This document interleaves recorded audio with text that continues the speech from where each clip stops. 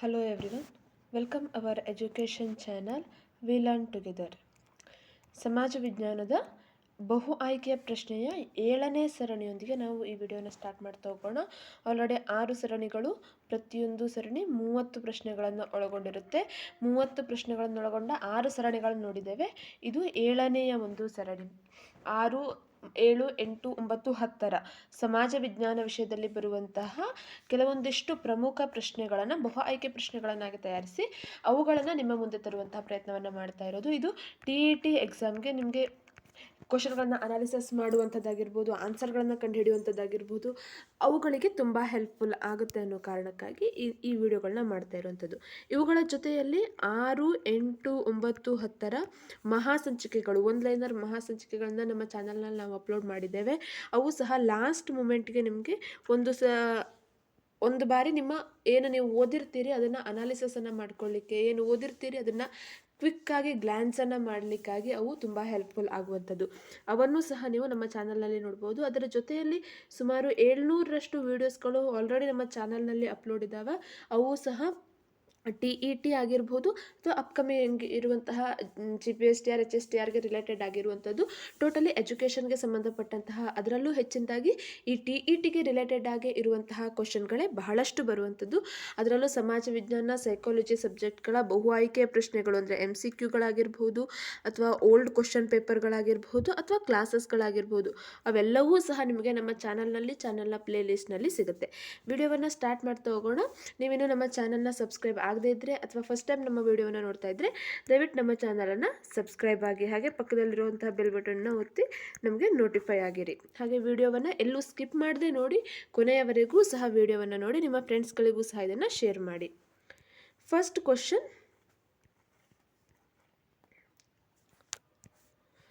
Aristotle ರಾಜ್ಯಶಾಸ್ತ್ರದ ಪಿತಾಮಹನಾದರೆ ಭೂಗೋಳಶಾಸ್ತ್ರದ ಪಿತಾಮಹ. ರಾಜ್ಯಶಾಸ್ತ್ರದ ಪಿತಾಮಹ ಅಂತ ಹೇಳಿ ನಾವು ಕರೆಯುವಂಥದ್ದು ಅರಿಸ್ಟಾಟಲ್ ಅವರನ್ನ. ಇಲ್ಲಿ ಇದೇ ಸಹ ಕ್ವಶನ್ ಆಗ್ಬೋದು, ರಾಜ್ಯಶಾಸ್ತ್ರದ ಪಿತಾಮಹ ಯಾರು ಅನ್ನುವಂಥದ್ದು. ಹಾಗಾದರೆ ಭೂಗೋಳಶಾಸ್ತ್ರದ ಪಿತಾಮಹ ಯಾರು ಅನ್ನುವಂಥದ್ದು. Option 1 Ptolemy, option 2 Eratosthenes, option 3 Hippocratic, option 4 Thucydides. ಸರಿಯಾದ ಉತ್ತರ ಇಲ್ಲಿ ಆಪ್ಷನ್ 2 ಎರಾಟಸ್ತನೀಸ್. ಇವರನ್ನು ಭೂಗೋಳಶಾಸ್ತ್ರದ ಪಿತಾಮಹ ಅಂತ ಹೇಳಿ ಕರೆಯುವಂಥದ್ದು. ಇನ್ನು ಹಿಸ್ಟ್ರಿ ವಿಷಯಕ್ಕೆ ಬಂದರೆ ಇತಿಹಾಸದ ಪಿತಾಮಹ ಹೆರೋಡೋಟಸ್ ಅನ್ನು ಕರಿತೇವೆ. ಹೆರೋಡೋಟಸ್ ಇತಿಹಾಸದ ಪಿತಾಮಹ ಅಂತ ಕರಿತೇವೆ. ರಾಜ್ಯಶಾಸ್ತ್ರದ ಪಿತಾಮಹ ಅರಿಸ್ಟಾಟಲ್, ಭೂಗೋಳಶಾಸ್ತ್ರದ ಪಿತಾಮಹ ಎರಾಟಸ್ತನೀಸ್. ಹಾಗೆ ಇನ್ನು ಬರುತ್ತೆ ಸಮಾಜಶಾಸ್ತ್ರ ಅಥವಾ ಸೋಷಿಯಾಲಜಿ, ಅದರ ಪಿತಾಮಹ ಅಂತ ಹೇಳಿ ನಾವು ಅಗಸ್ಟ್ ಕಾಮ್ಟೆ ಅವರನ್ನು ಕರಿತೇವೆ. ಹಾಗೆ ಅರ್ಥಶಾಸ್ತ್ರದ ಪಿತಾಮಹ ಅಂತ ಹೇಳಿ ಆ್ಯಡಮ್ ಸ್ಮಿತ್ ಅವರನ್ನು ಕರಿತೇವೆ. ಇವು ಈ ಸಮಾಜ ವಿಜ್ಞಾನದ ಪ್ರಮುಖ ವಿಷಯಗಳಲ್ಲಿ ಬರುವಂತಹ ಏನು ವಿಭಾಗಗಳಿದ್ದಾವೆ ಅವುಗಳ ಪಿತಾಮಹರುಗಳು ಯಾರ್ಯಾರು ಅನ್ನುವಂಥದ್ದು. ಇವನ್ನ ಹೊಂದಿಸಿ ಬರೆಯಿರಿ ರೂಪದಲ್ಲಿ ಕೇಳ್ಬೋದು, ಸರಿಯಾದದ್ದನ್ನು ಆರಿಸಿ ಅನ್ನುವಂಥದ್ದನ್ನು ಕೇಳ್ಬೋದು, ಅಥವಾ ಡೈರೆಕ್ಟಾಗೂ ಸಹ ಪ್ರಶ್ನೆಯನ್ನು ಕೇಳ್ಬೋದು. ನೆಕ್ಸ್ಟ್ 2ನೇ ಪ್ರಶ್ನೆ, ಅರ್ಥಶಾಸ್ತ್ರದ ಮೂಲ ಪದ ಓಕೋಸ್ ಅರ್ಥ. ಆಪ್ಷನ್ 1 ನಿರ್ವಹಣೆ, ಆಪ್ಷನ್ 2 ದೇಶ, ಆಪ್ಷನ್ 3 ಕುಟುಂಬ, ಆಪ್ಷನ್ 4 ರಾಜ್ಯ. ಅರ್ಥಶಾಸ್ತ್ರ ಇದನ್ನು ನಾವು ಇಂಗ್ಲೀಷ್ನಲ್ಲಿ ಎಕನಾಮಿಕ್ಸ್ ಅನ್ನುವಂಥ ಒಂದು ವರ್ಡ್ನಿಂದ ಕರಿತೇವೆ. ಎಕನಾಮಿಕ್ಸ್ ಅನ್ನುವಂಥದ್ರಿಂದ ಕರಿತೇವೆ. ಈ ಎಕನಾಮಿಕ್ಸ್ ಅನ್ನುವಂಥದ್ದು ಓಕೋಸ್ ಮತ್ತು ನೋಮೋಸ್ ಅನ್ನುವಂತಹ 2 ಪದದಿಂದ ಆಗಿರುವಂಥದ್ದು. ಓಕೋಸ್ ಹಾಗೆ ನೋಮೋಸ್ ಅನ್ನುವಂಥದ್ದು 2 ಪದಗಳಿಂದ ಆಗಿದೆ. ಅದರಲ್ಲಿ ಓಕೋಸ್ ಅಂದರೆ ಏನು ಅನ್ನುವಂಥದ್ದು. ಸರಿಯಾದ ಉತ್ತರ ಇಲ್ಲಿ ಆಪ್ಷನ್ 3 ಕುಟುಂಬ, ಅಥವಾ ಇದನ್ನು ನಾವು ಗ್ರಹ ಅಂತಲೂ ಸಹ ಹೇಳ್ಬೋದು. ಗ್ರಹ. ನೋಮೋಸ್ ಅಂದರೆ ನಿರ್ವಹಣೆ ಅನ್ನುವಂಥದ್ದನ್ನು ತಿಳಿಸುತ್ತೆ. ಓಕೋಸ್ ಅಂದರೆ ಗ್ರಹ, ನೋಮೋಸ್ ಅಂದರೆ ನಿರ್ವಹಣೆ. ಒಂದು ಮನೆಯನ್ನು ಹೇಗೆ ನಿರ್ವಹಿಸ್ತೇವೆ ಅನ್ನುವಂಥದ್ದು ಅರ್ಥಶಾಸ್ತ್ರದ ಮೂಲ ವಿಷಯ ವಸ್ತು ಆಗಿತ್ತು. ಸ್ಟಾರ್ಟಿಂಗ್ನಲ್ಲಿ ಅರ್ಥಶಾಸ್ತ್ರ ಅನ್ನುವಂಥದ್ದೇನಾಗಿತ್ತು, ಗ್ರಹ ನಿರ್ವಹಣೆಯ ಬಗ್ಗೆ ತಿಳಿಯುವಂಥದ್ದಾಗಿತ್ತು. ಮುಂದುವರೆದು ಹೋಗ್ತಾ ಹಾಗೆ ಅದರ ವ್ಯಾಪ್ತಿ ವಿಶಾಲವಾಗ್ತಾ ಹೋಯಿತು.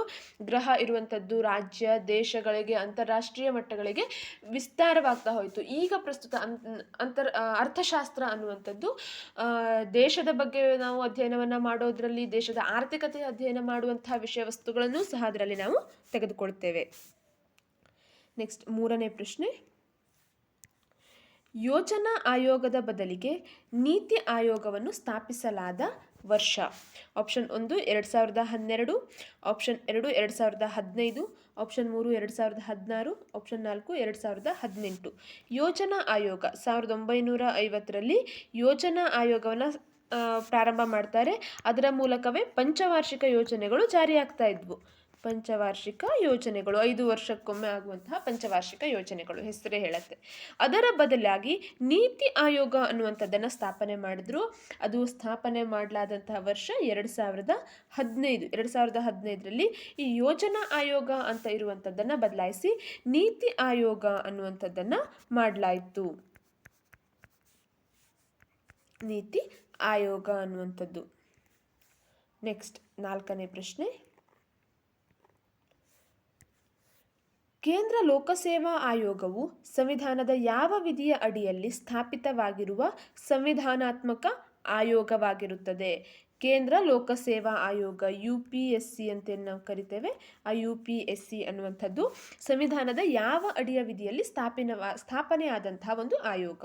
ಆಪ್ಷನ್ 1 320ನೇ ವಿಧಿ, ಆಪ್ಷನ್ 2 316ನೇ ವಿಧಿ, ಆಪ್ಷನ್ 3 315ನೇ ವಿಧಿ, ಆಪ್ಷನ್ 4 321ನೇ ವಿಧಿ.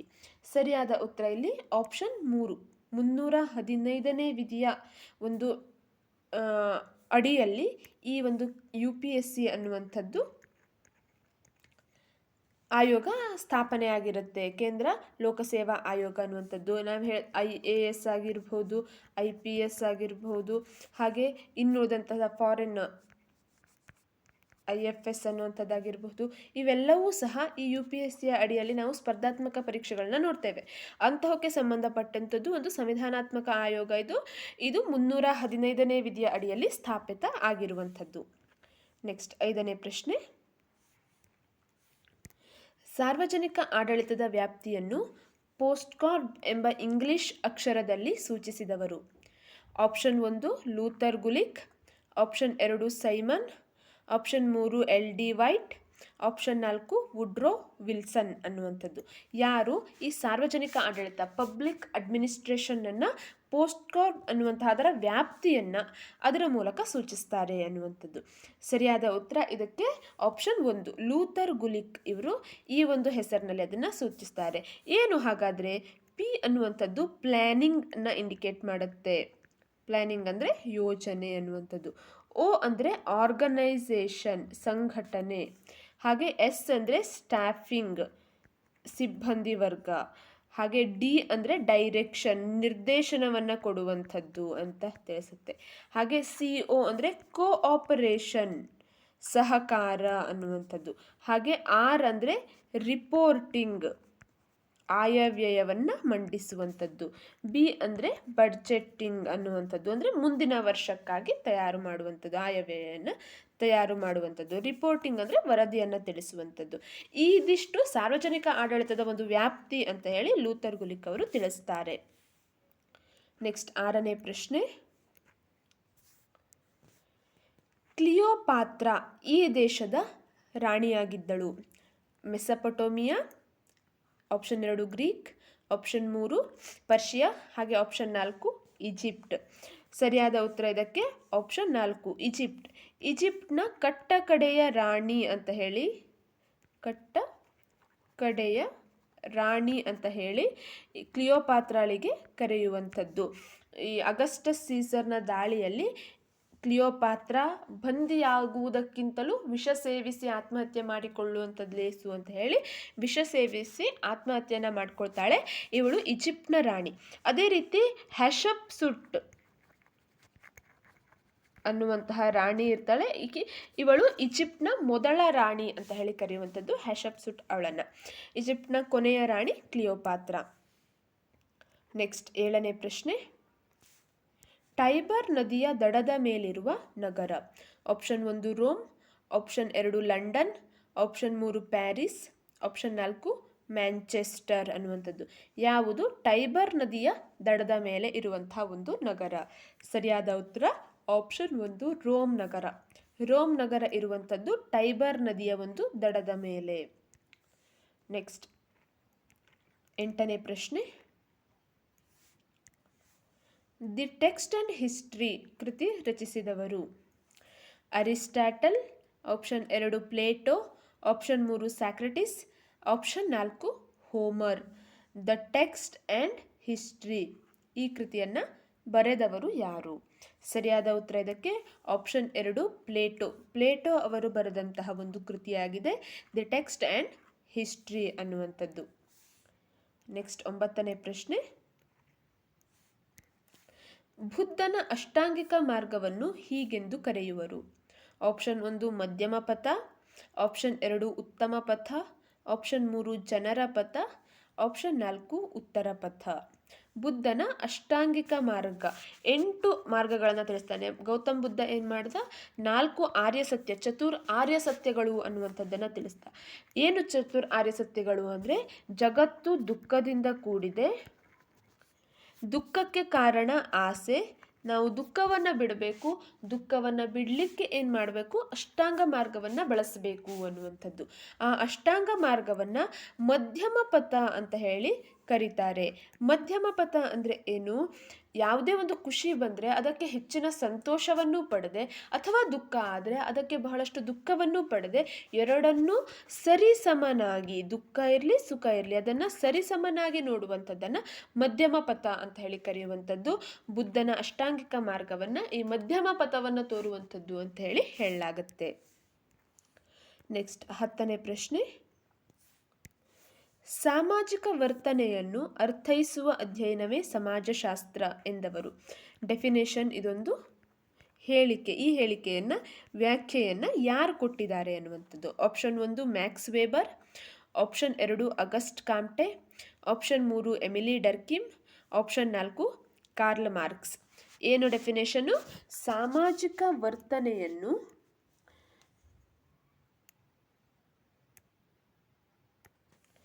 ಅರ್ಥೈಸುವ ಅಧ್ಯಯನವೇ ಸಮಾಜಶಾಸ್ತ್ರ ಅಂತ ಹೇಳಿ ಯಾರು ಕರೀತಾರೆ?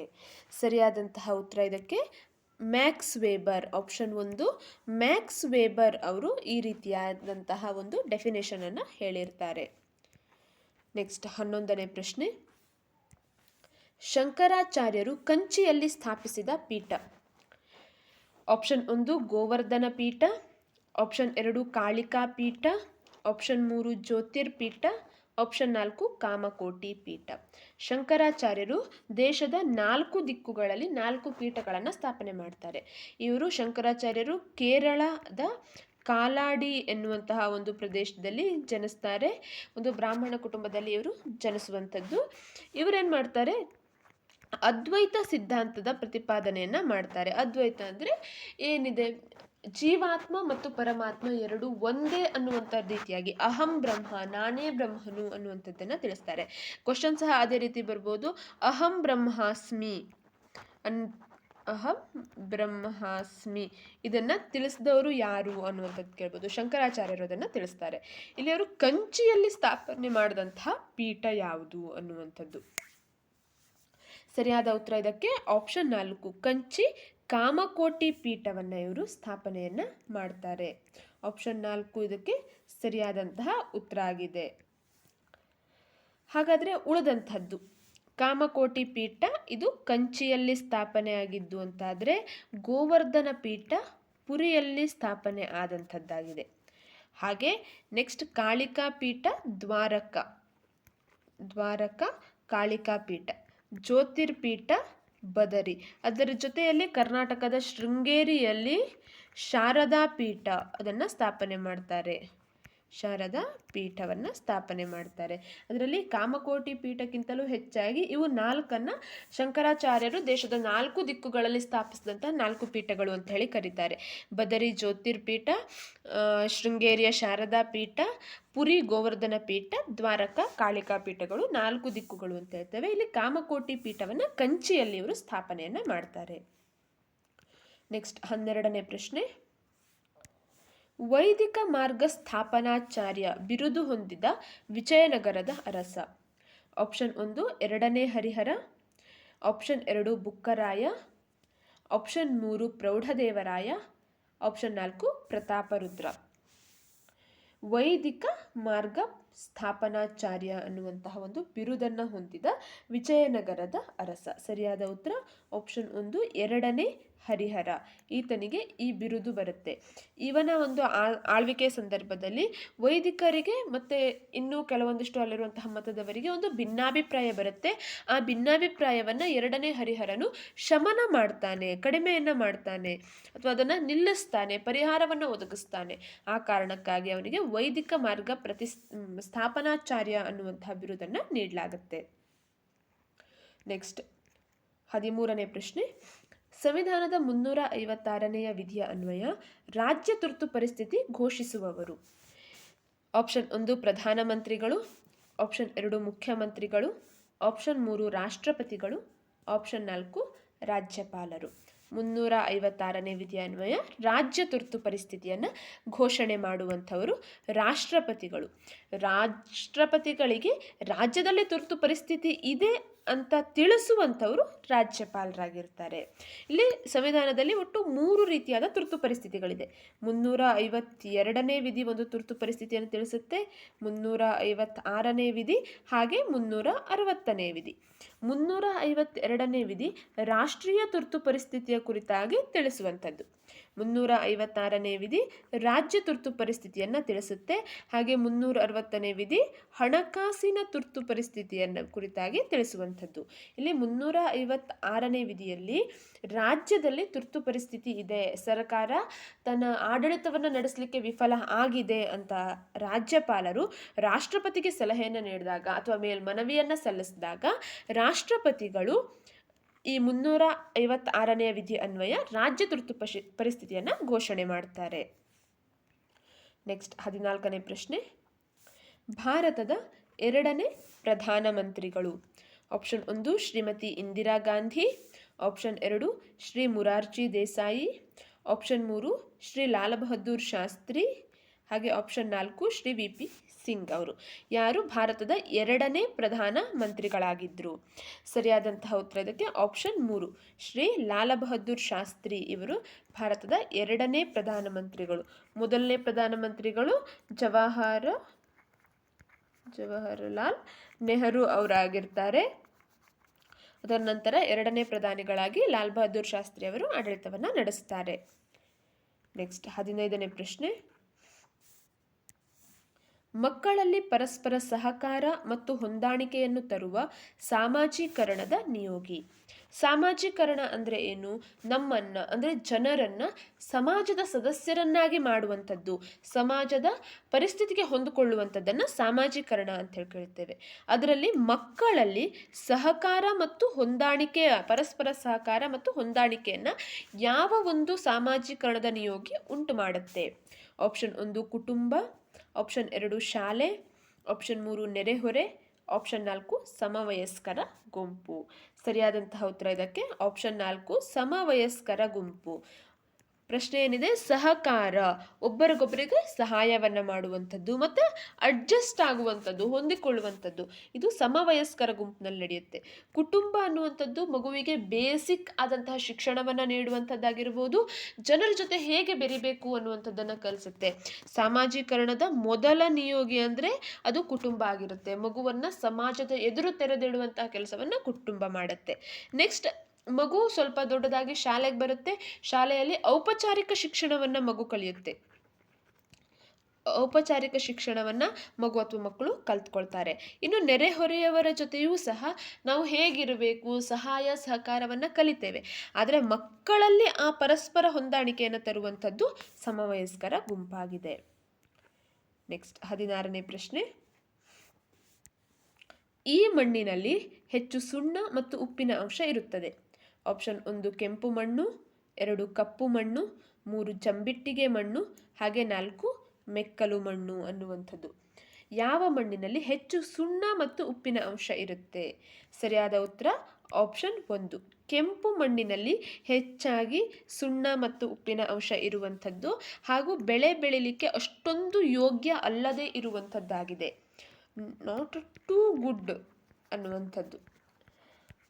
ಇನ್ನು ಮೆಕ್ಕಲು ಮಣ್ಣು, ಕಪ್ಪು ಮಣ್ಣು ಉತ್ತಮ ಬೆಳೆಗಳಿಗೆ ಸೂಕ್ತ ಆಗಿದೆ. ಜಂಬಿಟ್ಟಿಗೆ ಮಣ್ಣು ನಾವೇನು ಇಟ್ಟಿಗೆಗಳನ್ನು ಮಾಡ್ತೇವೋ, ಕಲ್ಲುಗಳನ್ನು ಕಟ್ತೇವೋ, ಮನೆ ಕಟ್ಟಲಿಕ್ಕೆ ಬಳಸುವಂತಹ ಕಲ್ಲುಗಳು ಈ ಜಂಬಿಟ್ಟಿಗೆ ಮಣ್ಣಿನಿಂದ ಆಗುವಂಥದ್ದು. ನೆಕ್ಸ್ಟ್ 17ನೇ ಪ್ರಶ್ನೆ.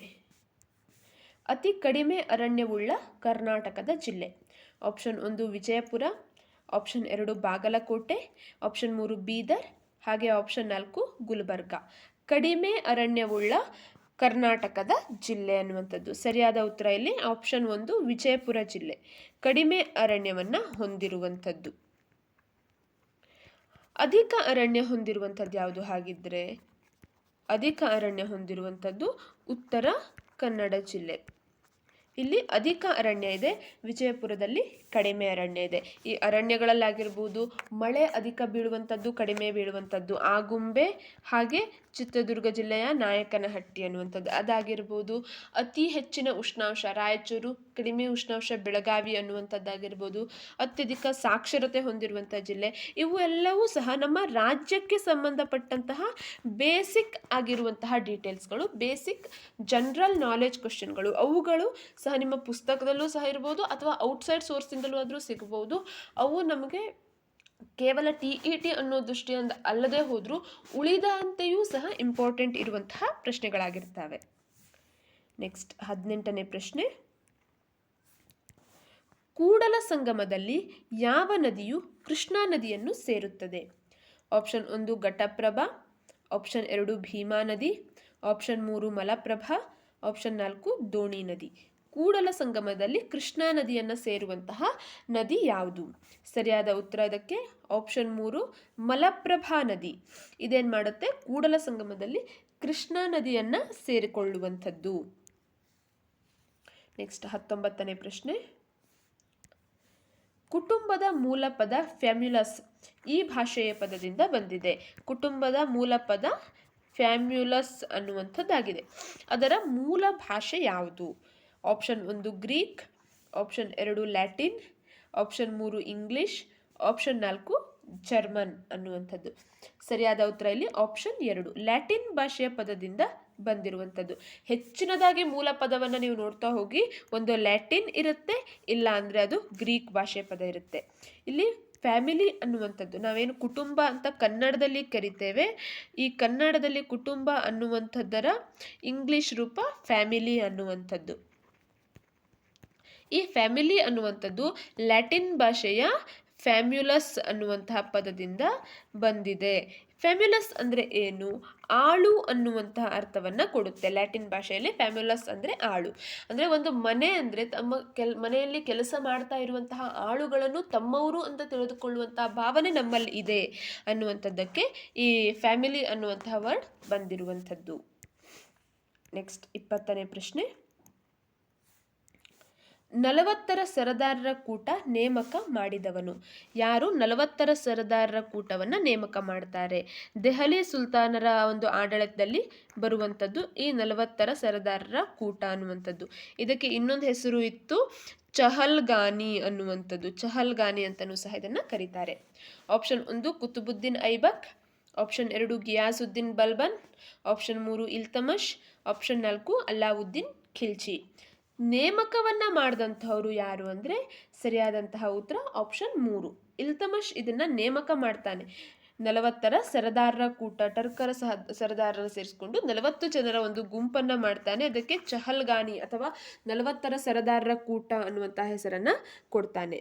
ನಂತರ ಬಂದಂತಹ ಗಿಯಾಸುದ್ದೀನ್ ಬಲ್ಬನ್ ಈ 40ರ ಸರದಾರರ ಕೂಟ ಅಥವಾ ಚಹಲ್ಗಾನಿಯನ್ನು ನಾಶ ಮಾಡ್ತಾನೆ. ಎರಡೂ ಸಹ ಪ್ರಶ್ನೆಗಳಾಗಿ ಬರುವಂತಹ ಚಾನ್ಸಸ್ ಇರುತ್ತೆ.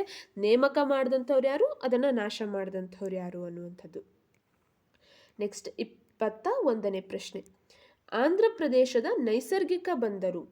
Option 1 Visakhapatnam, option 2 Chennai, option 3 Paradip, ಹಾಗೆ ಆಪ್ಷನ್ 4 ಹಾಲ್ಡಿಯಾ.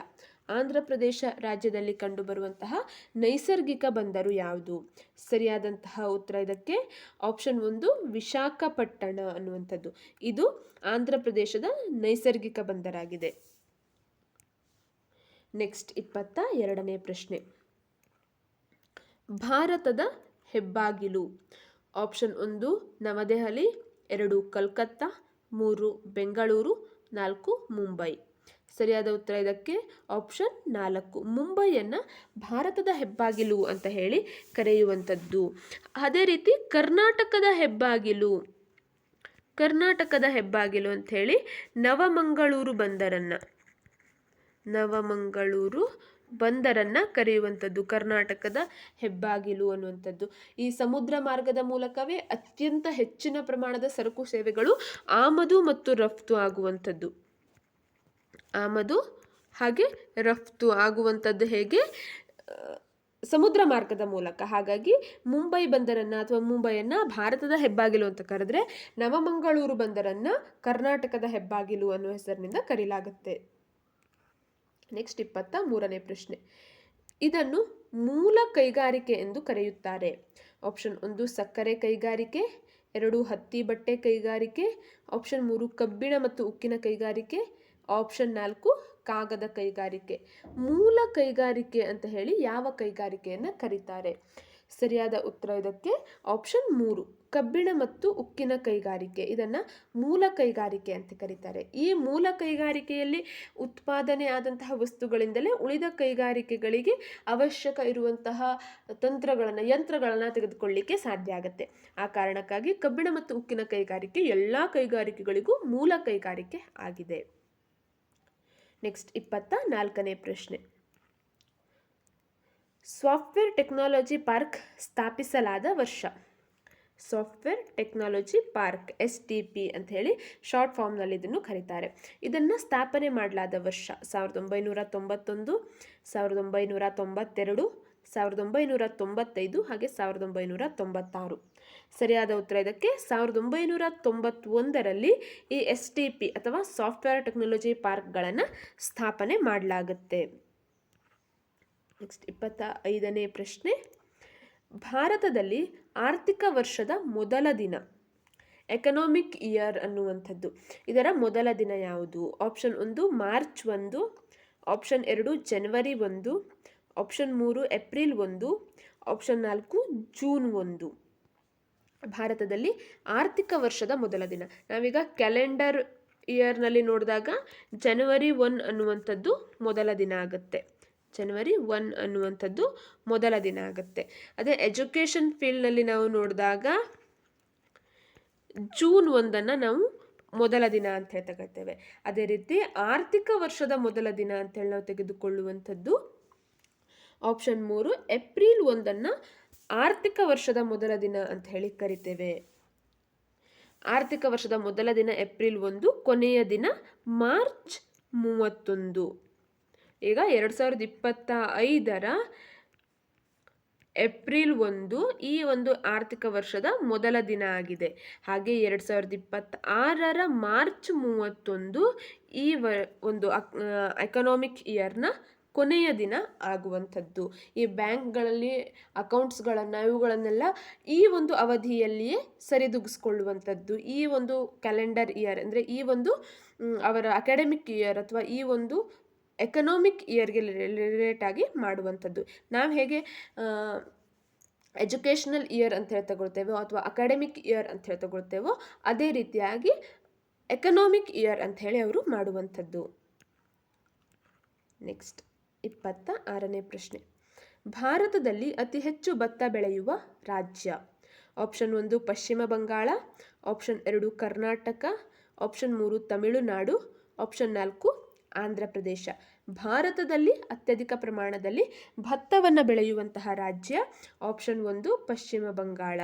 ಪಶ್ಚಿಮ ಬಂಗಾಳದಲ್ಲಿ ಭಾರತದಲ್ಲೇ ಅಧಿಕವಾಗಿ ಬೆಳೀತಾರೆ.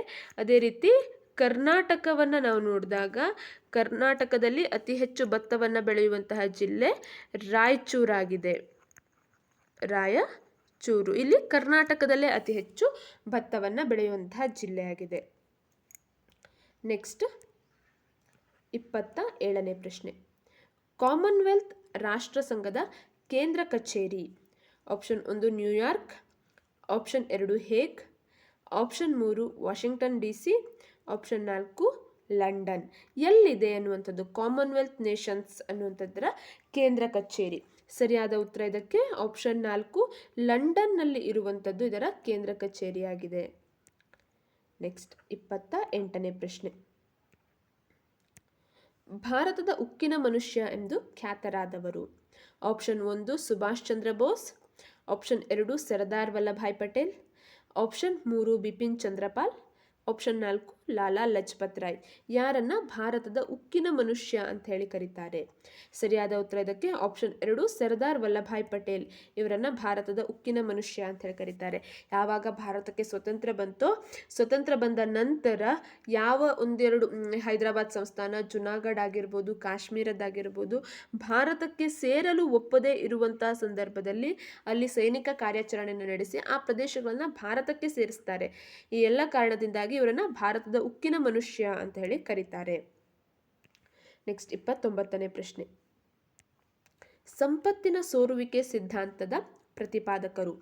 Option 1 Gopal Krishna Gokhale, option 2 Surendranath Banerjee, option 3 Dadabhai Naoroji, option 4 MG Ranade.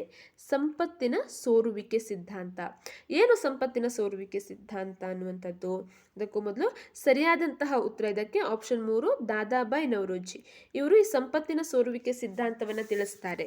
ಏನು, ಹೇಗೆ ಭಾರತದ ಸಂಪತ್ತು ಇಂಗ್ಲೆಂಡ್ಗೆ ಹರಿದು ಹೋಯಿತು ಅನ್ನುವಂಥದ್ದನ್ನು ತಿಳಿಸುವಂಥದ್ದೇ ಸಂಪತ್ತಿನ ಸೋರುವಿಕೆ ಸಿದ್ಧಾಂತ.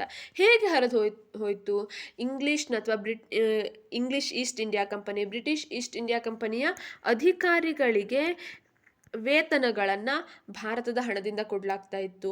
ಹಾಗೆ ಕೆಲವೊಂದಿಷ್ಟು ಅಧಿಕಾರಿಗಳ ನಿವೃತ್ತಿ ವೇತನವನ್ನು ಭಾರತೀಯರ ಹಣದಿಂದ ನೀಡಲಾಗ್ತಾ ಇತ್ತು. ಹಾಗೆ ಇಲ್ಲಿರುವಂತಹ ಕಚ್ಚಾ ವಸ್ತುಗಳು ಇಂಗ್ಲೆಂಡ್ಗೆ ರಫ್ತಾಗ್ತಾ ಇದ್ವು. ಅಲ್ಲಿನ ಸಿದ್ಧ ವಸ್ತುಗಳನ್ನು ಮತ್ತೆ ಭಾರತಕ್ಕೆ ತಂದು ಮಾರಿ ಅದರಿಂದ ಬಂದಂತಹ ಹಣವನ್ನು ಇಂಗ್ಲೆಂಡ್ಗೆ ಕಳಿಸಲಾಗ್ತಾ ಇತ್ತು. ಈ ಎಲ್ಲ ಕಾರಣದಿಂದಾಗಿ ಭಾರತದ ಸಂಪತ್ತು ಇಂಗ್ಲೆಂಡ್ಗೆ ಹರಿದು ಹೋಗ್ತಾ ಇತ್ತು. ಇದನ್ನ ದಾದಾಬಾಯಿ ನವರೋಜಿಯವರು ಸಂಪತ್ತಿನ ಸೋರುವಿಕೆ ಸಿದ್ಧಾಂತದ ಮೂಲಕ ಪ್ರಸ್ತುತಪಡಿಸ್ತಾರೆ. ನೆಕ್ಸ್ಟ್ 30ನೇ ಪ್ರಶ್ನೆ. ಜುನಾಗಢ ಸಂಸ್ಥಾನವನ್ನು ಈ ವರ್ಷದಲ್ಲಿ ಭಾರತದ ಒಕ್ಕೂಟಕ್ಕೆ ಸೇರ್ಪಡೆ ಮಾಡಲಾಯಿತು. Option 1 1949, option 2 1948, option 3 1950, option 4 1952. Junagadh ಸಂಸ್ಥಾನ ಯಾವಾಗ ಭಾರತಕ್ಕೆ ಸೇರ್ತು? ಸರಿಯಾದ ಉತ್ತರ ಇದಕ್ಕೆ ಆಪ್ಷನ್ 1 1949ರಲ್ಲಿ ಜುನಾಗಢ ಸಂಸ್ಥಾನವನ್ನು ಸರ್ದಾರ್ ವಲ್ಲಭಾಯ್ ಪಟೇಲ್ ಅವರ ನೇತೃತ್ವದಲ್ಲಿ ಭಾರತಕ್ಕೆ ಸೇರ್ಪಡೆಗೊಳಿಸಲಾಗುತ್ತೆ. ಒಟ್ಟು 30 ಪ್ರಶ್ನೆಗಳನ್ನು ಈ ಒಂದು ವಿಡಿಯೋದಲ್ಲಿ ನಾವು ನೋಡಿದ್ವಿ. ಅದೇ ರೀತಿಯಾಗಿ ನೆಕ್ಸ್ಟ್ ವಿಡಿಯೋದಲ್ಲಿ ಇನ್ನೂ 30 ಪ್ರಶ್ನೆಗಳನ್ನು ಒಳಗೊಂಡಂತಹ ಸೀರೀಸ್ಗಳನ್ನ ಸೆಟ್ಗಳನ್ನ ನಾವು ನೋಡ್ತಾ ಹೋಗೋಣ. ವಿಡಿಯೋವನ್ನು ಸ್ಕಿಪ್ ಮಾಡದೆ ಕೊನೆಯವರೆಗೂ ನೋಡಿದ್ದಕ್ಕಾಗಿ, ಇದರಿಂದ ನಿಮಗೊಂದಿಷ್ಟು ವಿಷಯಗಳು ತಿಳಿದಿರುತ್ತೆ ಅಥವಾ ನೀವು ಆಲ್ರೆಡಿ ಓದಿರ್ತೀರಿ, ಅದನ್ನು ಇನ್ನೊಮ್ಮೆ ಗ್ಲ್ಯಾನ್ಸನ್ನು ಮಾಡಿದಾಗುತ್ತೆ, ಇನ್ನೊಮ್ಮೆ ಅದನ್ನು ರಿಪೀಟ್ ಆಗಿ ಓದಿದ ರೀತಿಯಲ್ಲಿ ಆಗುತ್ತೆ. ಅದು ಇನ್ನೂ ನಿಮಗೆ ತಲೆಯಲ್ಲಿ ಬಹಳಷ್ಟು ದಿನಗಳ ಕಾಲ ಉಳಿದಿರುತ್ತೆ ಅನ್ನೋಂಥ ಕಾರಣಕ್ಕಾಗಿ ಈ ರೀತಿಯ MCQ ಕ್ವಶನ್ಗಳನ್ನು ಬಿಡಿಸುವಂಥದ್ದು. ವಿಡಿಯೋವನ್ನು ಸ್ಕಿಪ್ ಮಾಡದೆ ನೋಡಿದ್ದಕ್ಕಾಗಿ ಧನ್ಯವಾದಗಳು. ಅದೇ ರೀತಿ ನೆಕ್ಸ್ಟ್ ವಿಡಿಯೋದಲ್ಲಿ ಇನ್ನೂ ಅನೇಕ ಕ್ವಶನ್ಗಳನ್ನು ನಾವು ನೋಡ್ತಾ ಹೋಗೋಣ. Thank you.